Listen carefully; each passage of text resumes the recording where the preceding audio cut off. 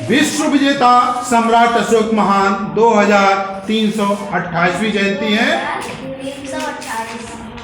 कान में पड़ी आवाज नहीं सुनाई दे रही थी, नगाड़े बज रहे थे, घोड़े हिनहिना रहे थे, हाथी चिंगाड़ रहे थे, तलवारों की झंकार से दिल दहल रहे थे, घायल रो रहे थे, चारों तरफ शोर ही शोर था, कोई किसी को पूछने वाला ना था, सबको अपनी अपनी पड़ी थी, जिधर देखिए खून ही खून, खोपड़ियां लुढ़क रही थी, काटी गर्दनों, भुजाओं और टांगों की कोई गिनती ना थी, चारों ओर बस लाशें ही लाशें थी, जमीन पर पड़ी और खून में लथपथ लाशें।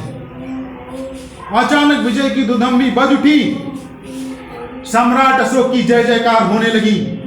अशोक ने कलिंग पर चढ़ाई कर उसे जीत लिया, परंतु कितनी महंगी पड़ी थी यह जीत। लगभग 1 लाख लोग मारे गए और 1,50,000 बंदी बनाए गए थे। अशोक ने युद्ध में मारे गए सिपाहियों को देखा, रोती बिलखती स्त्रियों को और बच्चों को देखा, उनका हृदय द्रवित हो उठा। उन्होंने निर्णय लिया कि अब मैं कभी तलवार ना उठाऊंगा। उन्होंने लोगों के मन को प्रेम से जीत लिया। यह हृदय द्वारा हृदय की जीत थी, यह विजय स्थायी थी, यह प्रेम और शांति की नीति थी। प्रेम के द्वारा उसने इतने बड़े राष्ट्र को एक सूत्र में बांध दिया था। इस नीति ने भारत को विश्व में बहुत ऊंचा स्थान दिलाया। इसी कारण अशोक को महान कहा जाता है। अशोक प्रजा को अपनी संतान के समान समझने लगे। यह दुखियों, वृद्धों और दिव्यांगों का ध्यान रखते और सभी से प्रेम पूर्वक व्यवहार करते थे। वह पशुओं पर दया करते थे, राज्य के अधिकारियों को उनके आदेश दें कि प्रजा की सुरक्षा का सदैव ध्यान रखें और अपने कर्तव्य का निष्ठा से पालन करें।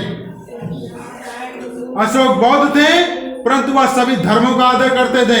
वह सदाचार की शिक्षा देते थे।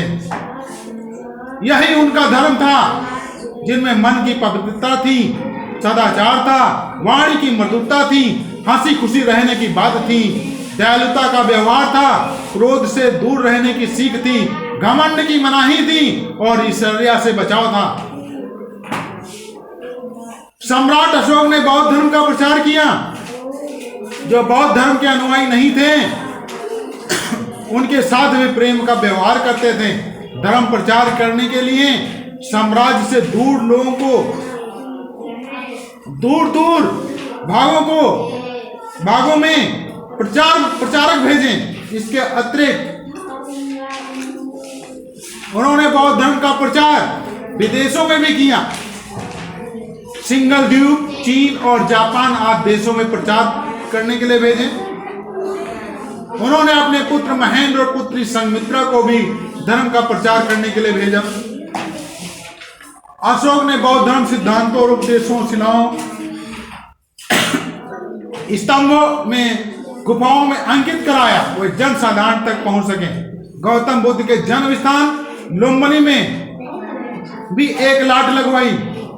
हमारे राष्ट्र ध्वज के मध्य एक सारनाथ अशोक स्तंभ लिया गया। यह देखिए,